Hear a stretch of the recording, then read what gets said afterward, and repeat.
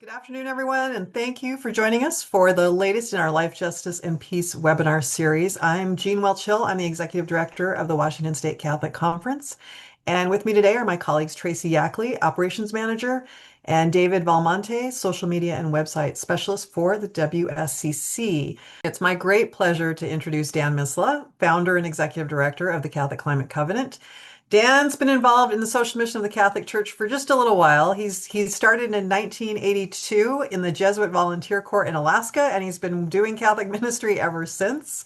So he knows his stuff, and his current role with the Catholic Climate Covenant, he's developed a partnership of 20 national Catholic organizations.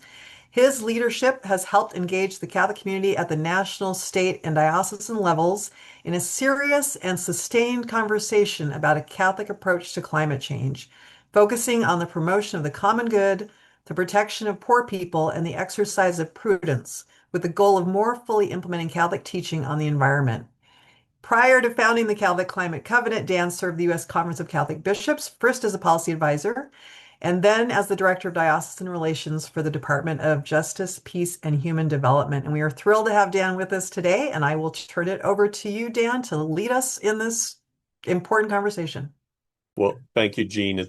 I'm delighted to be here and I'm just very impressed that the State Catholic Conference is doing this series. I'm assuming that I'm last since Creation Care falls last, and if you've got the USCCB 7 lists of principles of Catholic social teaching, I think I would take the rear, but that's okay.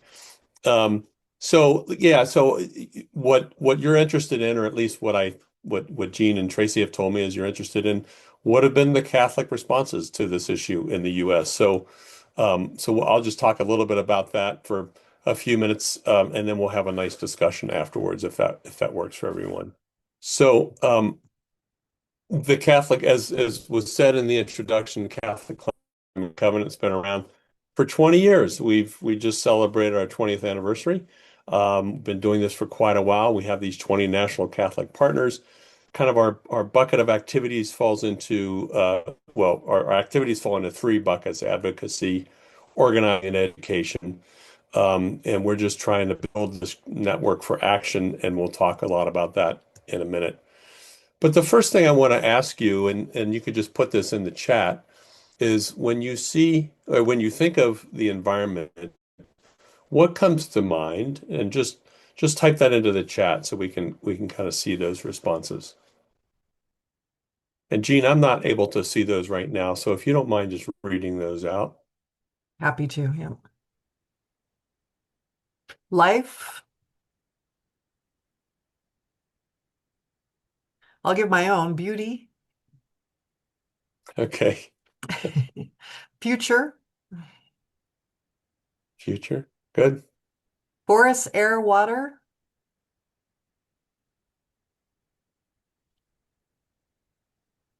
Any more? Any more? care for all living things, Okay. the space we occupy, we are the created, beauty all around us, Great. the Yeah, outdoors. so I think Yep. so I think a lot of people saw those things plus this, right? We think of nature, certainly mountains, streams, rivers, oceans, plants and animals. But how many saw this? Poverty, environmental degradation, pollution. So I think this is what I would say would be the Catholic approach to creation. And it's really best exemplified by Pope Francis when he said we have to hear the cry of the earth and the cry of the poor, and that they're interrelated. So when we think of poverty, if I said when I say the word poverty, what's the first thing that comes to mind? People are going to be the first thing. So why don't we think about that when we say the environment? And I think that's our biggest challenge. So I just want us to think about that. My colleague who lives in Seattle, Anna Johnson, with the Laudato Si movement, at a meeting we had recently, she put out this little bottle of water that came from that conference in Castle Gandolfo last October, Raising Hope conference. And at that conference was this massive iceberg that was transported there from Greenland and was up on the stage. And at the end, people were able to get some of that water that had been blessed by Pope Leo. So she puts this on the table and says, why don't we, sometimes when we talk about poverty and we're trying to plan as dioceses or whatever, we put we leave an empty chair for the people who are missing from that discussion. Why don't we put the environment when we're having these discussions? Because that's the thing that's often missing in our discussions. So I just give that as some food for thought. Um, and in Laudato Si, Pope Francis said, we are really a part of creation, not apart from creation. And too often we think about that. Um, and he says when we fail to acknowledge as part of reality the worth of a poor person, a human embryo, a person with disabilities, to offer just a few examples, it becomes difficult to hear the cry of nature itself. Everything is connected. So that's what I think as people who are working on this issue and people in the church, we need to think that we need to remember all of these things are connected. So that's a little bit of a primer. I could go on and on about that, which I've been accused of doing. But what I'll do is I'll just jump into some of the things that are happening in the United States through our organization and through other organizations. But of course, I'll start with the covenant.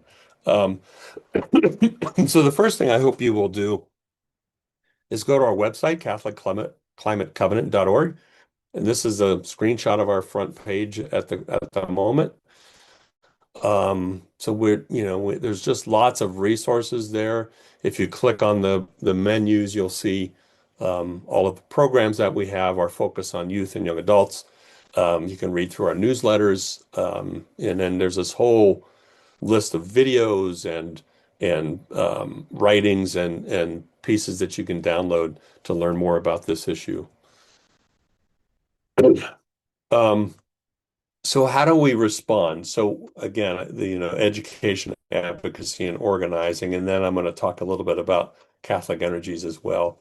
So we have this program that we use, for example, for young people, for youth and young adults, called Whole Makers. It's a it's a series of 9 sessions that's primarily geared towards younger people, young adults, youth, that really kind of walks them through the encyclical, but also Catholic teaching on the environment. Every year we put out a Feast of St. Francis program. We usually put that out end of August, early September for the celebration of the feast on October 4th. We've been doing that for probably 12, 13, 14 years now. So if you want to just download that, it's designed for small groups, particularly small parish groups. We do the same thing for Earth Day. So we have 2 of these programs, one in the fall, one in the spring. So you're welcome to download those and use those. We have lots of other resources. We have, we do webinars. We celebrate Laudato Si week, which is coming up next week. Just a whole bunch of things that you can pull from our website to educate yourself and others on this important issue. We organize, so we have a number of things that we do. As you heard in the introduction, there's 20 Catholic organizations that partner with us, and that's sort of been overtaken by this thing called that we informally call the Eco Collaborative, but it's really anyone who wants to work on these issues together, any Catholic organization can do so. And we then generate projects, and these 20 organizations decide whether they want to join that project.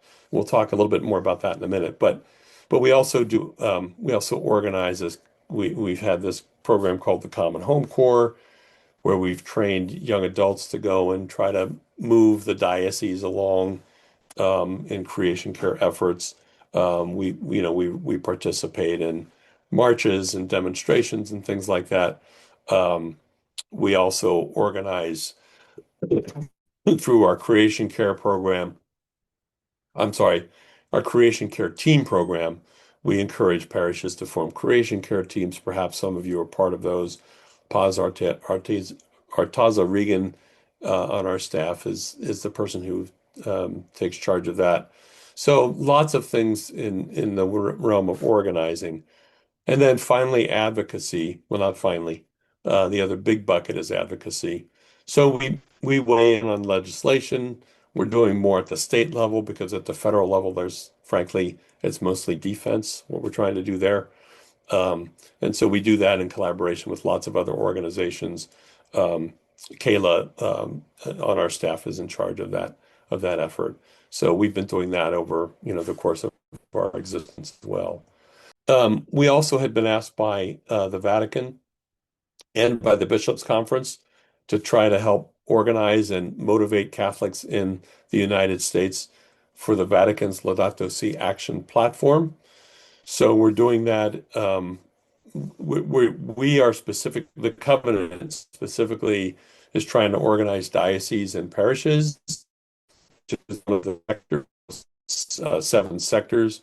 We're specifically doing that, but then we're also trying to help other organizations promote the platform in their sector. So whether it's, colleges and universities, men and women religious, and so forth. So that's what we're doing.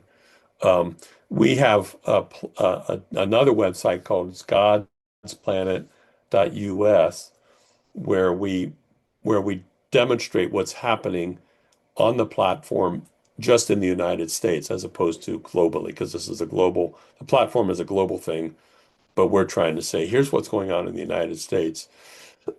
So it's a great framework if you're not familiar with it. There's these seven sectors, but then there's also seven activities that you do, and you're supposed to do that over the course of 7 years, right? Seven's a big number in the Catholic world, so I think that's why the Vatican designed it that way. But you can click on any of these links on the website that's on the right, the God's Planet, and it'll come up with stories about what people are doing, give you some ideas for that. So we're really proud to work with the Vatican on that. And then the other big project that's becoming a much bigger project is the Catholic Energies program. So we've just recently retooled that whole program. It was pretty much just doing solar. Now it's doing energy efficiency, carbon drawdown program, energy procurement, renewable energy procurement. Uh, we're still doing solar and storage and things like that, but this is becoming a much bigger part of what we do. And the idea behind this is there's there's some 35,000, 40,000 buildings that are owned just by dioceses and religious communities. That doesn't include hospital systems. It doesn't include colleges and universities. It's just kind of these smaller buildings. And we're trying to get the church to begin to address their carbon footprint through the built environment. And so Catholic Energies is here to serve that purpose. We want people to move from being reactive, like, oh, my boiler's broken down, or, why are we losing so much energy through doors and windows, those kinds of things. So we're trying to promote responsible stewardship. And we're telling people, look, you can either invest in your ministry through the savings that you would generate from these projects, or you can pay your utility company. But, it's kind of that's your choice. So our process is to kind of walk with a diocese or a religious community to explore the challenges that they're facing in their built environment, to envision something and to work with them to kind of make that vision happen through these projects that we're working to help you execute. This is one of our first projects. This was actually a solar array that we built for Catholic Charities in the Archdiocese of Washington. This is 5,072 panels, and 2.7 megawatts of electricity is being generated. This is in the kind of the first base side of the DC Diamond, if you will. It's within the District of Columbia. The building that you see in the picture is where the Daughters of Charity, I'm sorry, the Mother Teresa's nuns work in this building doing hospice care. They have this extra property that it's actually owned by the Catholic Charities. This is saving Catholic Charities in the Archdiocese of Washington $250,000 a year on energy costs. That money can be used to help with the soup kitchens or counseling services or other things that Catholic Charities does. So we've been able to help develop these projects through Catholic Energies, and we're quite proud of that. Um,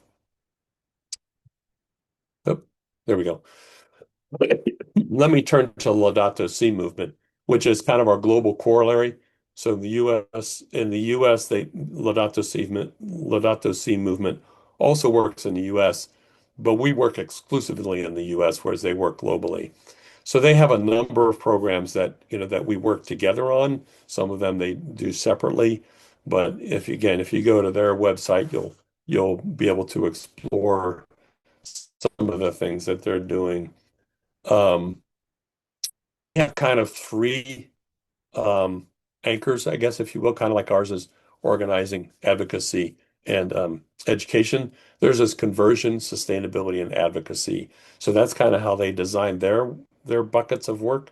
Very similar to ours, but they have other programs, and again, they're global, not just in the U.S. I would encourage you to go to their website as well to look at what do they mean by animators? What do they mean by circles? What do they mean by chapters? These are organizing tools that help the global community organize around Laudato Si. As I said earlier, Laudato Si week's coming up. The season of creation is in September 1 through October 4th.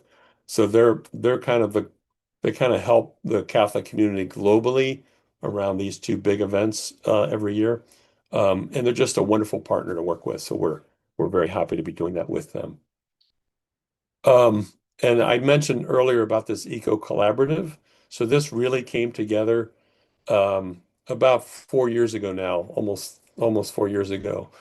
And the basic question was, there's a lot of organizations, Catholic organizations, working on the environment.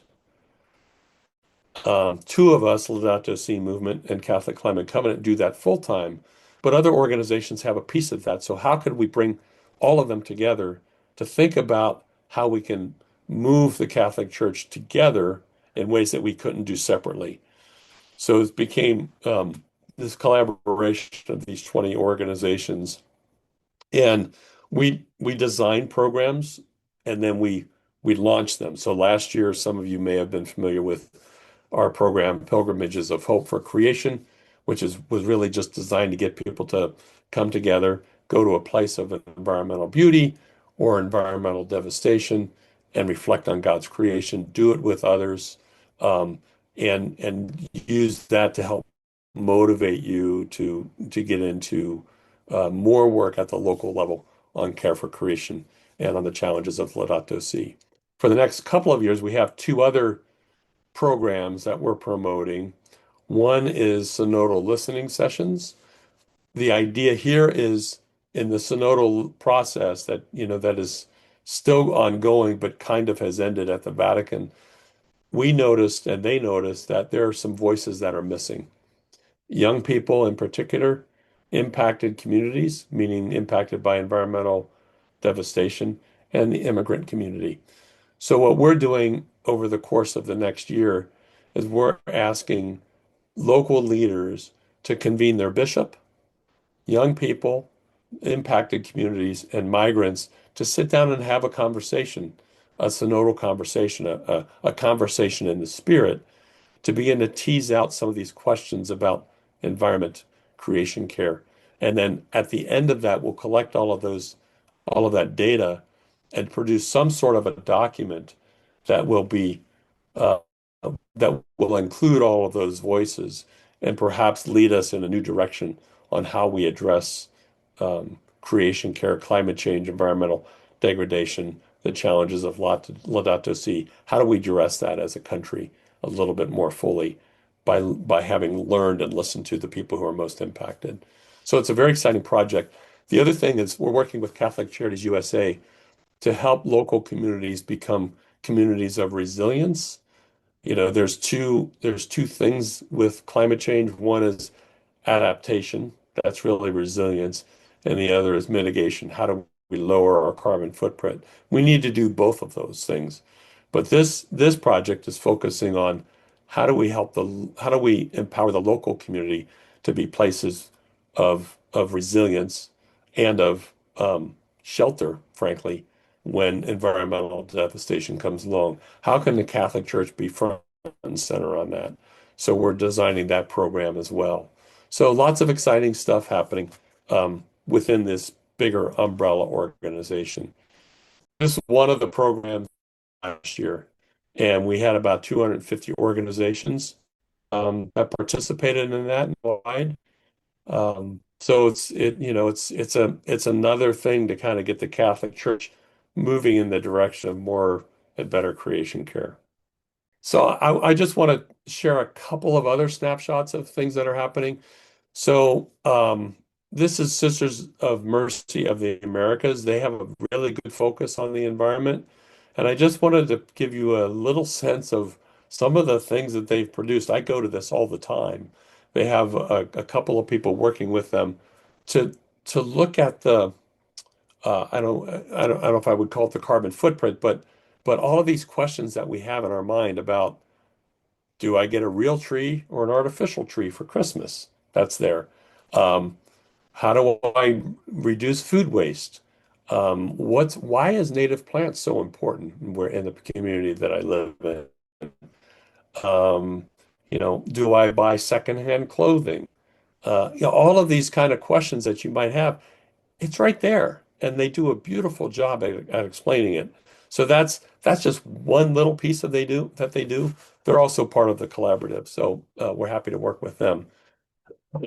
This community of Sisters of the Divine Providence near Pittsburgh, they have this land that they were going to sell, and then it would have been developed, but they realized that that's not really what they want to do.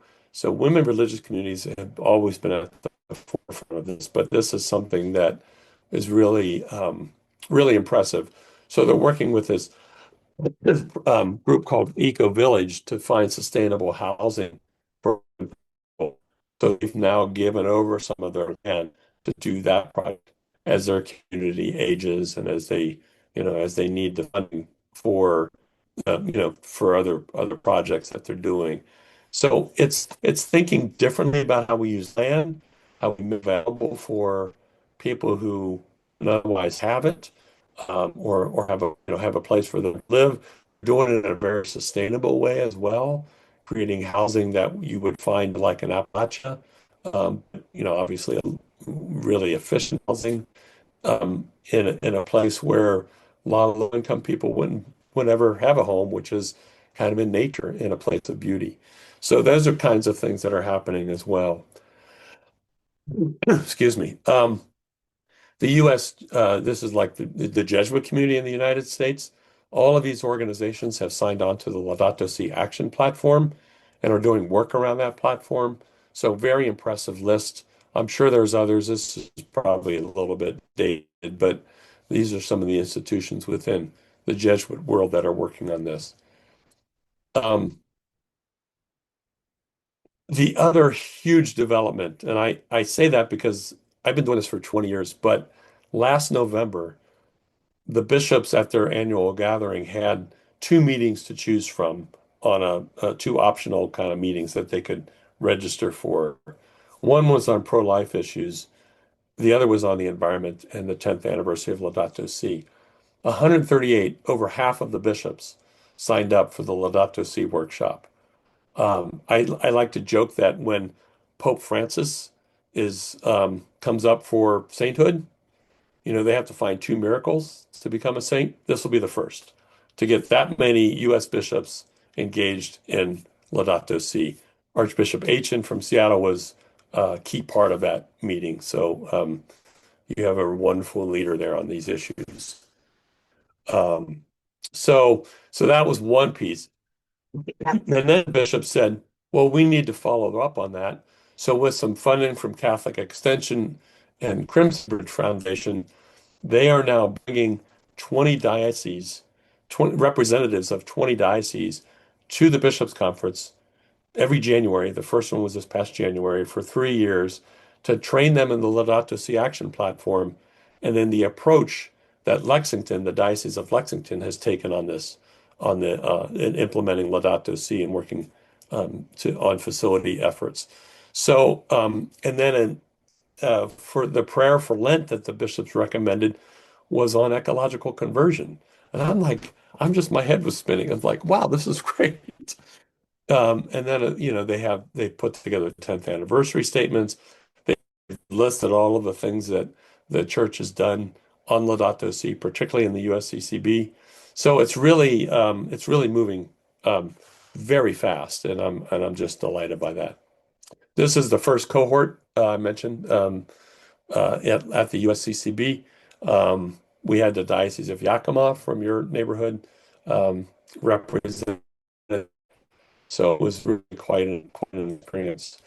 And Bishop Stowe, a Franciscan bishop, obviously, as you can tell from the picture, has committed the Diocese of Lexington to net zero, meaning no carbon pollution in all of their buildings in the diocese, not by 2040, not by 2035, but by 2030. And Josh Van Cleef, who's standing there on the left of the picture, is in charge of that whole operation. So we've gotten to know Josh very well. And they just define stewardship differently than I think we would be used to. So this is one of the things that they talk about. Is it good stewardship of God's planet and our diocesan resources if we refuse to seriously discern and explore the savings to the earth? If we pursue solar, even if it costs more, we pursue solar and costs same, and if we pursue solar and it costs more if it stays the same, or if it saves the planet, doesn't matter. They're going to do it. So the diocese is committed to doing that, and they're well on their way to becoming a net zero diocese, and they do that in this four-step process: measure, meaning what is my building producing?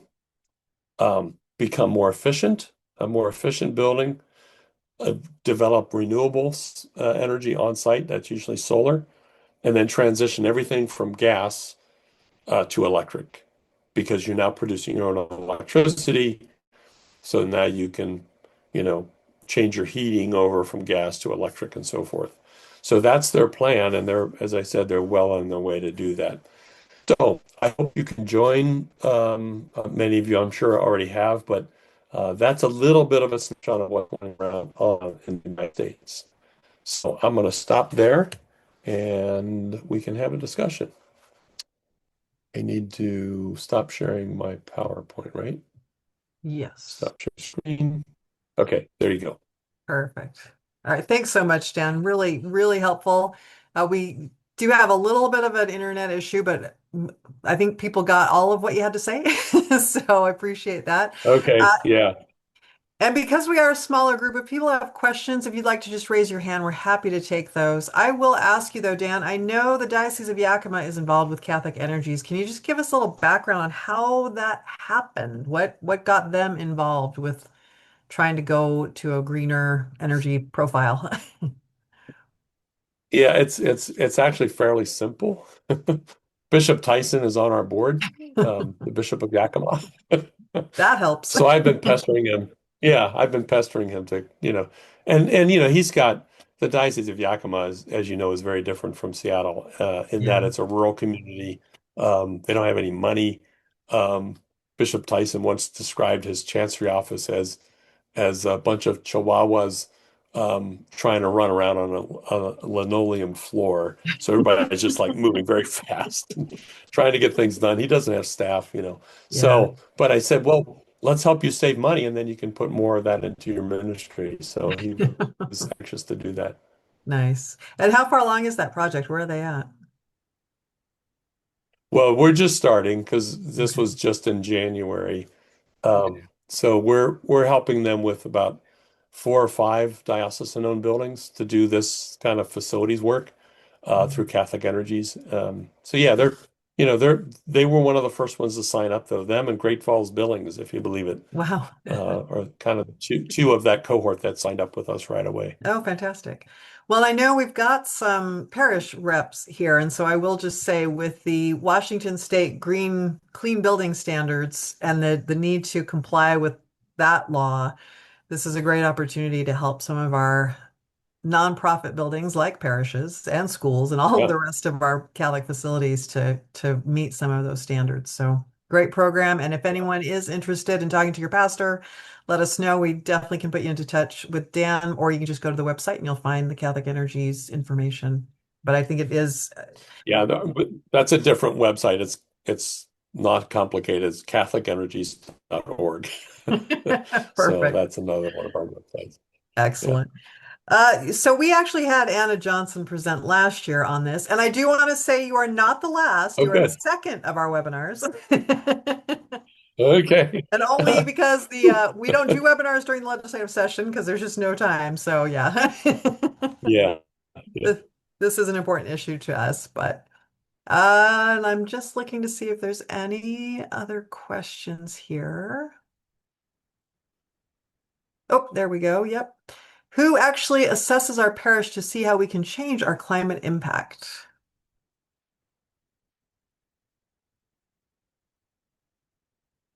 Oh, you're muted. Yep.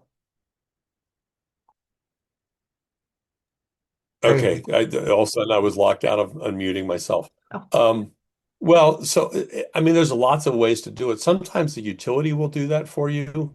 If you call your local electric provider or gas provider, or maybe it's one and the same. You can assess your building that way. But that's going to be a fairly back of the envelope assessment. If you really want to do that, you want to do a deeper dive.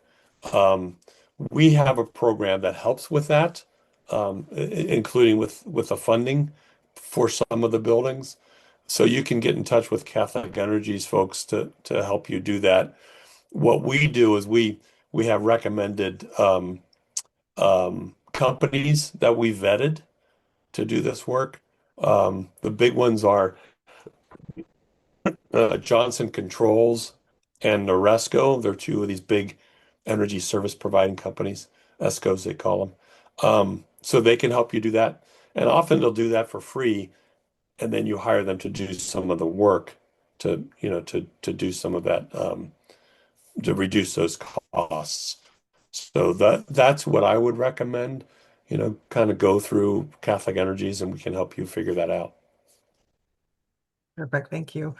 Uh, Dave, I'm not sure I get fully the question. I think there's a question about parish staffs directed by software vendors to use AI. We know AI is environmentally questionable in some ways just because of the data center water use and the footprints of those data centers. But I don't know if this one, Dan, if you have other insights into this.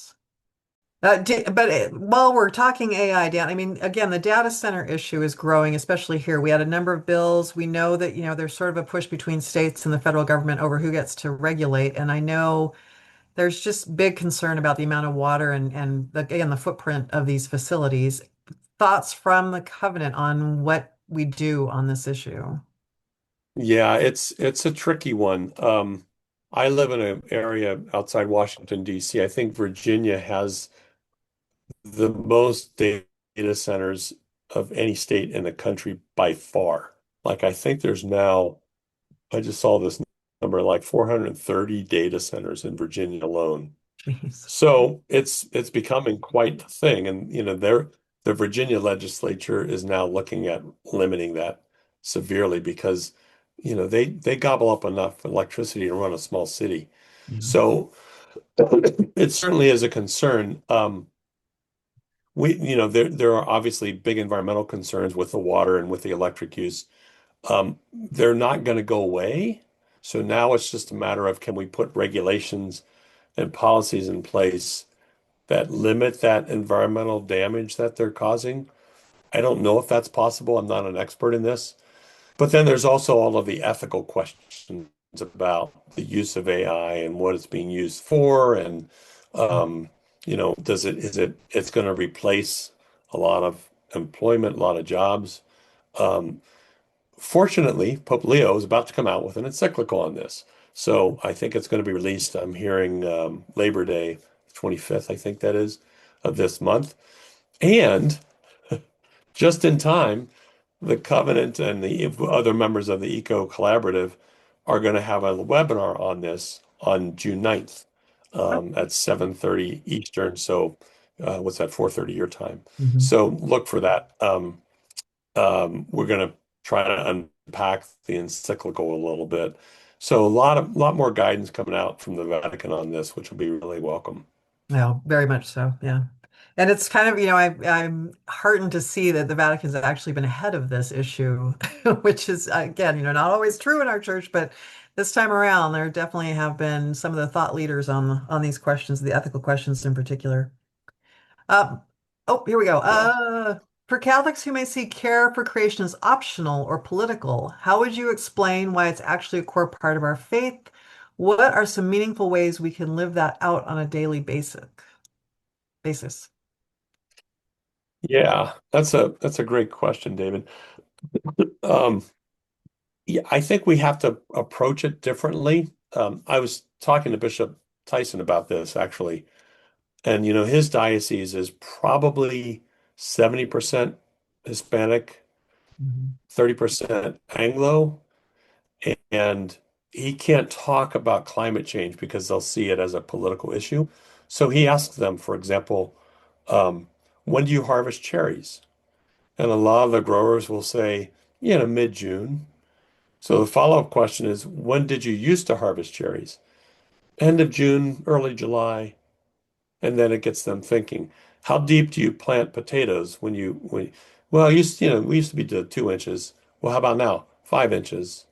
So people are beginning to make the connection that something is happening in the last decade or two or three. So you have to find out ways to get people to think about this differently. But the other thing I would say is, and this is what Pope Leo has been so good about, is this is not a political issue. It's a matter of faith. We have been given this gift of creation, and God loves all of creation, not just the human, not just humankind. And who are we to destroy that gift? And so we need to, it's been part of our teaching since Genesis. That goes back a little bit further than Earth Day, right? So it's been part of our faith. We've just forgotten about it. And that's what Laudato Si has been trying, that's a big part of Laudato Si. This is this is essential to what it means to be a Catholic, is to care for creation, along with care for the poor, um, paying attention to our spiritual lives and the rest. So it's tricky, but it doesn't have to be a political issue. It really is a moral issue. And one of the reasons why we started the Catholic Energies program was to answer that question. Like, if we can show a pastor or a bishop or a retreat center director how much money they can save on their energy bill by doing energy efficiency work or adopting solar or whatever, then you can put that money back towards mission. And oh, by the way, this is what John Paul II, Benedict the 16th, Francis, Leo, the U.S. bishops, this is what they've been talking about for the last 30, 40 years about needing to care for creation. So it's not political. It's part of our faith. That's how I would approach it. Nice, thank you.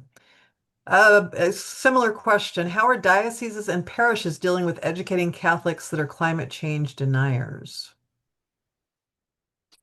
Well, um, I don't engage with deniers, because you're not going to convince them. So the way I see the Catholic Church, it's like the rest of society. You have 5, 10% on one side that are going to deny or they're skeptical. It's a politically or ideologically motivated issue for them.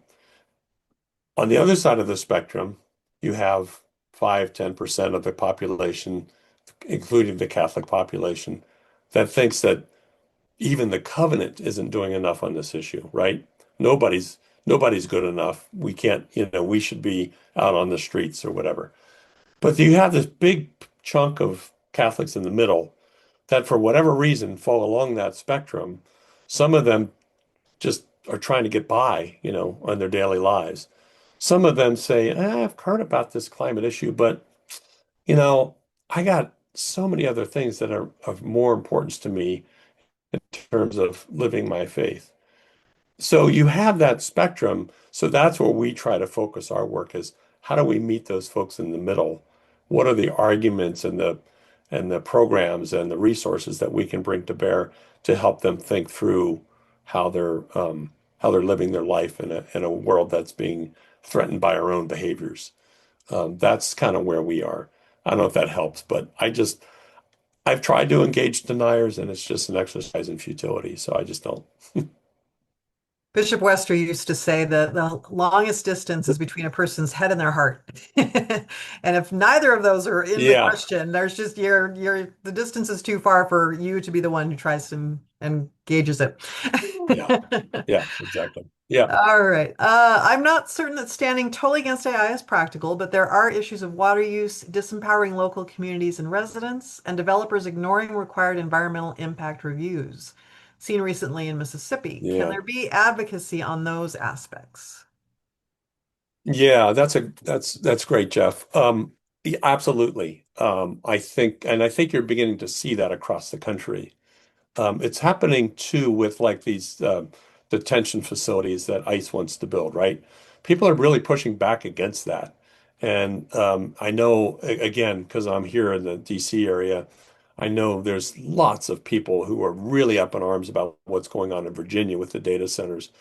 And so now they're beginning to craft regulations and allowing public input into the siting of these places, wondering what's going to happen to their electricity as they gobble up, energy from the grid that raises rates. And utility companies, frankly, are also thinking about this because they have to meet that demand. And how do you meet that demand? There's really two ways to do it. You either build more power plants, many of them are not, environmentally friendly gas or, God forbid, coal, but also, or the other way is to reduce energy costs or reduce the amount of energy that's being pulled from the grid. When you have a data center pulling that much energy, it's hard to make up that difference with homeowners, right?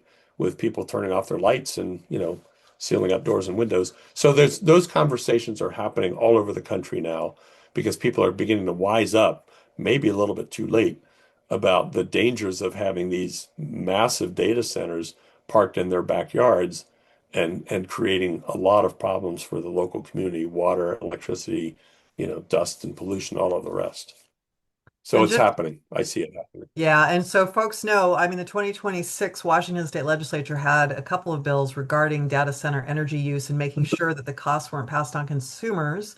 Those did not pass, but there's likely to be more versions coming in 2027. So if you're not on our bulletin list, the WACatholics.org website, sign up for our bulletins because we certainly were advocating for those bills this session, and we will continue to do that in future years as well. And a lot of different bills around AI and data centers came up, and that those are issues that we're certainly engaged in. So, well, it looks like that's all Well, of and the there's and questions. there's the local.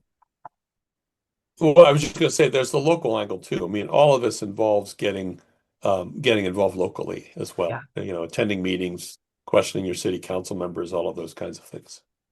And it's a great time to do that because it is an election year and all of our state representatives are up, as well as a number of city council positions across the state. So this is a good time to be asking those questions of candidates. Yeah. Perfect. Well, thank you again, Dan, so much for coming today and for sharing your expertise with us on this crisis and how we can be a part of the solutions. I want to thank everybody who's here with us today. We hope that you do subscribe to our advocacy network at WACatholics.org. We hope that you check out Catholic Climate Covenant's website, which I put in the chat. And that way you can stay up to date on all of these issues, both locally and on the national level, and be a part of the solution as a Catholic advocate on all levels.